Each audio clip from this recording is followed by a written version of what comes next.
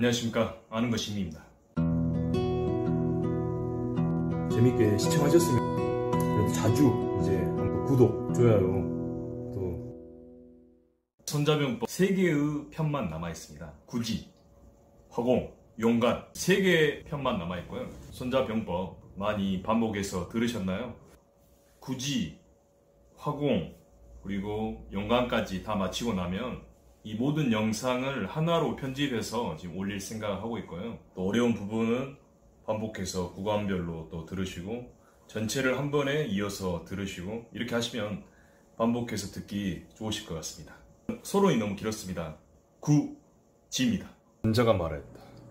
용병의 방법 중에서 전쟁을 하게 될 지형을 분류하면 산지, 경지, 쟁지, 교지, 구지, 중지, 비지, 위지, 사지가 있다. 제후가 자국의 땅에서 싸울 경우 이를 산지라 한다. 적의 영토를 공격하지만 깊이 들어가 있지 않은 경우 이를 경지라 한다. 아군이 점령하면 아군에게 이득이 있고 적군이 점령하면 역으로 적군에게 이득이 있는 지형을 쟁지라 한다. 아군의 왕래가 가능하고 적군의 왕래도 가능하여 피하 간의 교전이 예상되는 것이 교지다. 제후의 땅으로서 여러 나라가 부속되어 있어 누구는 선점하면 이득이 있는 천하의 백성들을 모으게 될 지역을 구지라 한다.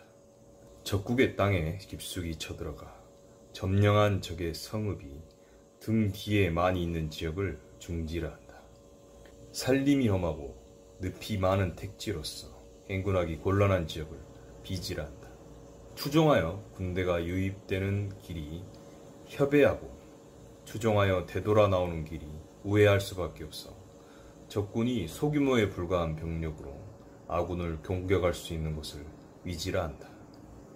질풍처럼 빨리 싸우면 생존할 수 있고 오랫동안 싸우게 되면 멸망하는 지역을 사지라 한다. 고로 산지에서는 전투를 하지 않는다. 경지에서는 아군이 정지해서는 안 된다. 쟁지에서는 아군이 적을 공격해서는 안 된다. 구지에서는 외교로서 연합하는 것이 중요하다. 중지에서는 침략하여 군수물자를 현지에서 조달한다. 비지에서는 행군하여 탈출하고 위지에서는 책모를 이용하여 벗어난다. 사지에서는 오로지 싸울 뿐이다. 이른바 고대로부터 전쟁을 잘하는 자는 적군으로 하여금 전후방의 부대가 서로 급히 연합하여 도울 수 없게 하고 기중한 전투 부대와 이를 지원하는 보급 부대가 서로를 구원할 수 없게 한다. 상급자와 하급자가 서로 도울 수 없게 하고 병졸들을 집합시키지 못하게 하여 분리시킨다. 적의 병사들이 집합하더라도 이를 통제할 수 없게 하고 이익에 부합되면 움직이고 이득이 없으면 공격을 중지한다. 감히 문답하건대 만약 적병이 장내에 대열을 정비하고 공격하려 한다면 어떻게 대적하겠는가? 대답하기를 적이 가장 소중하게 애용하는 것을 탈취하면 아군의 의도대로 할 수 있다. 전쟁의 정리는 신속함이 주요하니 적국이 급히 출진하지 못할 때를 노리고 적이 우려하지 못한 길로 출격하며 적이 경계하지 아니한 곳을 공격한다. 적국에 진입하였을 때의 전법은 깊이 침입하고 싸움에 전념하여 적군이 이기지 못하게 한다. 풍요로운 야전에서 적을 식량을 약탈하면 전 부대가 먹을 식량이 충족된다. 잘 휴양시켜 필요하지 않게 하고 사기를 높이며 그 힘을 축적한다. 병사들을 운영하여 계략을 세우고 적이 예측하지 못하게 하여 왕래할 장소가 없는 대로 몰아세우면 죽기를 각오하고 패배하지 않으려고 한다. 죽게 될 상황에 처해 있다면 병사들이 전력을 다해 싸울 것이고 병사들이 심한 함정에 빠지면 죽기를 두려워하지 않으며 왕래할 장소가 없으면 견고하게 단결하고 적지에 깊이 들어가서는 거리낄 것이 없이 부득이하게 싸울 수밖에 없다. 그런 까닭에 병사들은 스스로를 경계하고 요구하지 않아도 이득을 얻고 약속하지 않아도 서로 친근해지며 명령하지 않아도 신뢰한다. 미신을 금지하고 의심을 없애면 죽음에 이르러도 동요하지 않는다. 아군의 병사들이 재물에 욕심이 없는 것은 재화를 증오하기 때문이 아니고 생명에 집착하지 않는 것은 장수를 증오해서가 아니다. 명령이 발현되면 자정한 자는 눈물로 옷깃을 적시고 쓰러져 누운 자도 눈물을 흘릴 것이다. 병사들을 왕래하는 곳이 없는 사지로 투입시키면 용기가 나오는 법이다. 본래 전투를 잘하는 자를 비유하면 솔연과 같다. 솔연이란 상산에 사는 뱀을 말하는데 머리를 공격하면 즉시 꼬리가 덤비고 꼬리를 공격하면 즉시 머리가 덤벼든다. 가운데 허리를 공격하면 즉시 머리와 꼬리로 덤벼든다. 감히 문답을 하면 아군의 군사를 소련처럼 움직일 수 있는가? 대답하여 말하길 가능하다. 오나라와 월나라는 서로 증오하는 사이지만 두 나라 사람이 같은 배를 탔다가 폭풍우를 만난다면 좌우의 손처럼 단결하여 서로를 구하려고 할 것이다. 그러므로 타고 되돌아갈 말을 사방에 묶어놓고 싣고 돌아갈 수레바퀴를 땅에 매장하여 강압적으로 죽기를 강요하는 것은 만족스러운 결과를 만들 수 없다. 적군을 통제하여 과감하게 하나로 일치시키기 위해서는 정치적인 지도자가 필요하다. 강한 자나 나약한 자의 개괄적인 모든 힘을 얻기 위해서는 지형의 이치를 얻어야 한다. 그러므로 용병을 잘하는 자는 마치 한 사람을 수족처럼 부리듯이 군대를 운용한다. 부득이하게 그렇게 될 수밖에 없다. 장군이 하는 일은 심산유곡처럼 냉정하고 엄정하게 통치해야 된다. 병졸들의 이목을 우매하게 만들어 중요한 군사계획을 알지 못하도록 하며 용병수를 역으로 바꾸어 그 책무를 개혁하고 병사들을 무식하게 만들어 고급 정보를 알지 못하게 해야 된다. 그 거처를 역으로 바꿔 그 길을 멀리 우회하게 하고 병사들이 고려하여 알 수 없게 한다. 장수가 병사들과 기약하고 나면 고지대에 등정하게 하고 그 사다리를 치고 테러를 없애 전투에만 전념하게 만들듯이 하고 장수가 병사들을 이끌어 제후의 영토에 깊숙이 침입하였을 때는 화살을 발사하듯이 빠르게 움직이고 배를 불사르고 가마를 파괴하듯이 마치 군집한 양떼를 몰아 갈라치듯이 한다. 적군의 지형에 몰려가서 왕래하게 하여 아군의 행방을 알지 못하게 하는 것이고 삼군의 병사를 취득하여 위험한 곳에 침투하는 것이 장군의 전략이다. 9가지 지형의 변화에 따라 굴복하여 후퇴하는 것과 진영을 펼쳐서 공격하는 것에 따른 이득을 알고 상황에 따른 병사들의 심리적 변화를 세심히 관찰해야 한다. 적지에 침입했을 때의 전법은 아군이 깊이 침략하면 전투에 전념하지만 깊이 쳐들어가지 않았을 경우에는 분산되어 흐트러진다. 국가를 떠나 국경을 초월하여 싸우는 것이 절지다. 사방으로 통한 교통의 요지가 구지이고 깊이 진입한 곳이 중지이며 얇게 진입한 곳이 경지다. 등기가 견고히 막히고 전방이 좁아 협의한 곳이 위지이고 왕래할 수 없는 곳이 사지이다. 원래 산지에서는 아군의 의지를 하나로 만들고 경지에서는 아군을 한 장소에 배속시켜 밀집하게 하고 쟁지에서는 배후에서 적을 공격하게 하고 요지에서는 수비를 근엄하게 신중하게 하고 구지에서는 외교적인 결합을 견고히 하고 중지에서는 식량이 계속 이어지고 비지에서는 가던 길을 계속 진격하게 하고 위지에서는 도망갈 길을 막아 용감히 싸우게 하고 사지에서는 활로가 없음을 주시하게 하여 필사적으로 싸워 이기게 한다. 그 까닭에 병사들의 심정은 포위당하면 방어하고 상황이 부득이하면 용감히 전투를 벌이며 위험이 많아지면 명령에 복종한다. 그러므로 주변국의 책무를 알지 못하는 제후는 주변 국가와 유리한 외교 관계를 수립할 수 없다. 산림과 험난한 곳과 습지의 지형을 알지 못하면, 행군하지 못하며 그 향촌의 길 안내인을 이용하지 않으면 지형의 이로움을 취득하지 못한다. 구지는 그 하나를 몰라도 패왕의 군병이라고 할 수 없다. 패왕의 군병은 대국을 정벌할 때는 적국이 병사들을 취득하여 병세를 만들 수 없게 하고, 적에게 위협을 가할 때는 외교관계를 합하지 못하게 한다. 그 까닭으로 타국과 외교를 맺으려고 경쟁하지 않고, 천하의 권세를 부양하려 하지 않고, 사사로움 없는 자기를 신뢰하여 적에게 위협을 가한다. 그러므로 적의 성을 함락시킬 수가 있고 적국을 멸망시킬 수도 있는 것이다. 법에도 없는 상을 베풀고 정사에 없는 명령을 내리고 군병을 범죄자처럼 억눌러서 한 사람을 통제하는 것처럼 한다.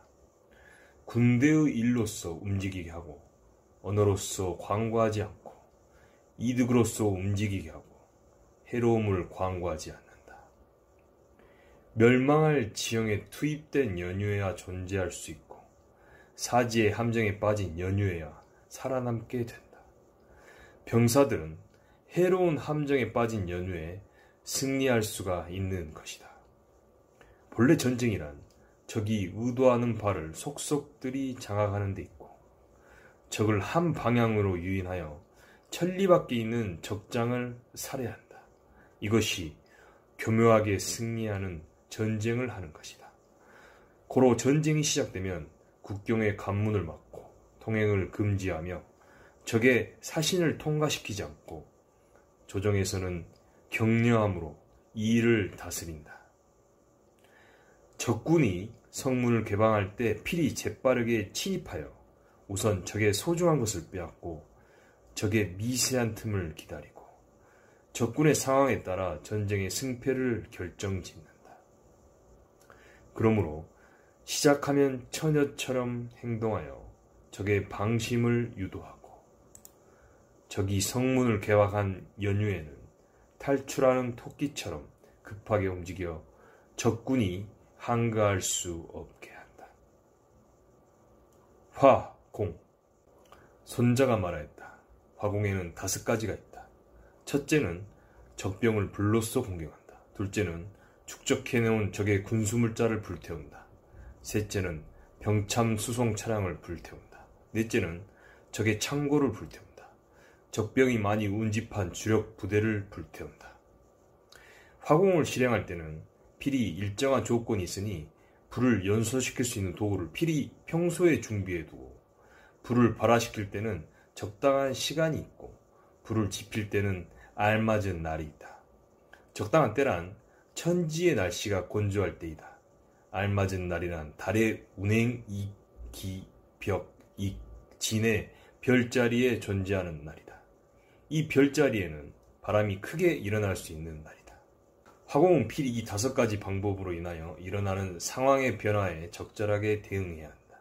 첫째, 적진 내에서 발화가 되면 즉시 적의 외부에도 호응하여 공격한다. 둘째, 발화가 되었는데도 적진이 정숙하여 동요가 없다면 다만 공격하지 말고 대기하고 화력이 극에 이르렀을 때 공격이 가능하다면 공격하고 그렇지 않다면 공격을 중지한다. 셋째, 외부로부터 발화되었을 때는 적의 내부 상황에 개의치 말고 적당한 때에 불을 지른다. 넷째, 바람이 부는 쪽에서 불길이 출발해야 했을 때는 바람을 안고 공격하지 않는다. 다섯째, 주간에 바람이 오래 불면 야간에 이르러 바람이 먹게 된다. 군대는 필히 5가지 상황에 따른 화공법의 변화를 알고 화공의 조건이 맞을 때까지 수비하며 오래 기다릴 수 있어야 한다. 그러므로 전투 시에는 화공을 이용하여 공격을 보좌하는 것이 분명 이득이 있고 수공으로서 공격을 보좌하는 것은 강력한 아군을 얻을 수 있다. 물로서 공격하는 것은 적의 교통을 절단하여 병참을 끊을 수는 있지만 적의 생명을 탈취할 수는 없다. 전쟁에 승리하고 적의 성을 공격하여 취득하고 그 공적을 닦지 않은 자는 흉하니 이를 명령하여 비류를 한다. 고로 현명한 군주는 이것을 고려하고 우량한 장수는 이것을 닦는다. 이득이 없으면 기동하지 않고 소득이 없으면 용병하지 않고 위태롭지 않으면 싸우지를 않는다. 군주는 분노에 사로잡혀 군사를 일으키지 않고 장수는 성난다고 하여 전투를 해서는 안 된다. 이익에 부합되면 기동하고 종합적인 소득이 없으면 전투를 금지한다. 분노는 다시 바꿔서 희소식이 될 수 있고 성냄은 다시 바꿔서 즐거움이 될 수 있지만 망한 군대는 다시 존재할 수 없고 죽은 자는 다시 살아날 수 없다. 그러므로 현명한 군주는 전쟁을 신중히 결정하고 우량한 장수는 전쟁을 경계한다. 이것이 국가를 안전하게 하고 군대를 안전하게 유지하여 적의 침략에 대비하는 길이다. 용간. 손자가 말하였다. 군대를 동원하여 천리의 원거리를 출정하게 되면 백성이 부담하는 비용과 국가의 세금이 하루에 1000금이 소비되며 나라의 안팎에 소동이 일어나며 전쟁 물자에 수송에 동원된 백성이 도로를 메우고 이로 인해 생업에 종사하지 못하는 집이 70만에 이르게 된다. 적군을 상대하여 수년을 전쟁을 대비하여도 전쟁의 승패는 하루아침에 결정된다. 고로 자귀, 복록, 세금 등을 아까워하여 적의 정보를 수집하는 데 소홀한다면 이것은 어지럽지 못한 일로서 나라가 위태로워진다. 이런 자는 장군의 자질이 모자라고 군주를 보좌하기에 충분한 자도 아니고 승리의 주도자가 될 수도 없다. 고로 명석한 군주와 현명한 장군이 기동하여 적에게서 승리를 만들어내고 남보다 출중한 성공을 이루는 까닭은 적의 실정을 먼저 알기 때문이다. 적의 내정을 먼저 아는 방법은 귀신에 의지하여 시도할 수 있는 것이 아니고 옛 사례의 상황을 파악하여 알 수 있는 것도 아니며 어떤 법칙의 경험에서 알 수 있는 것도 아니다. 필히 사람에게서 적의 실정을 아는 것이다. 그러므로 간첩을 이용하는 5가지 방법으로 향간, 내간, 반간, 사간, 생간이 있다. 이런 5가지 유형의 간첩을 함께 활동하되 적이 이를 눈치채기 못하니 이것이 곧 신기로서 군주의 보배가 된다. 향간은 적국의 사람을 유인하여 활동함이고 내간은 적국의 관리를 포섭하여 이를 활용함이요. 반간은 적의 간첩을 포섭하여 이중 간첩으로 활용함이고 사간은 허위 사실을 외부에 유포하여 아군의 명령을 탐문한 적의 간첩이 이를 적장에게 잘못 전달하게 하고 생간은 반대로 돌아와 그 결과를 보고하는 것이다. 이런 까닭에 군대에서는 간첩과의 관계가 친밀해야 하고 간첩에게 주는 포상은 후회해야 하고 간첩의 운용은 비밀스럽게 해야 한다. 사람을 알아보는 지혜가 없으면 간첩을 이용할 수 없고 인의가 없으면 간첩을 부릴 수 없고 미세한 틈에서도 적의 허실을 파악할 수 있는 교묘한 능력이 없다면 간첩을 이용하여 시료를 거둘 수 없다. 미묘하고도 교묘한 일이다. 전쟁에선 간첩을 이용하지 않는 곳이 없다. 간첩이 발견되어 미리 알려지면 간자는 물론 그 정보를 발설한 자도 모두 죽게 된다. 적군을 공격하고자 욕심이 생긴다면 적의 성을 공격하려는 욕망이 생긴다면 적군을 살해하고자 하는 욕심이 생긴다면 필히 우선적으로 그 수비하는 장수와 좌우에서 보조하는 측근과 고급 정보를 전달하는 자, 성문을 지키는 수문장 등의 성명을 먼저 알아야 하며 아군의 간첩에게 필히 탐색해야 하여 정보를 수집하도록 명령을 한다. 아군의 정보를 수집하려고 왕래하는 적국의 간첩을 필히 수색하여 찾아내고 더 큰 이득으로서 유인하여 포섭하고 잘 인도하여 적의 막사로 놓아보내야 방간을 얻어 이용할 수 있다. 방간으로 인하여 적의 상황을 알 수 있으므로 향간, 내간 또한 이용할 수 있는 것이다.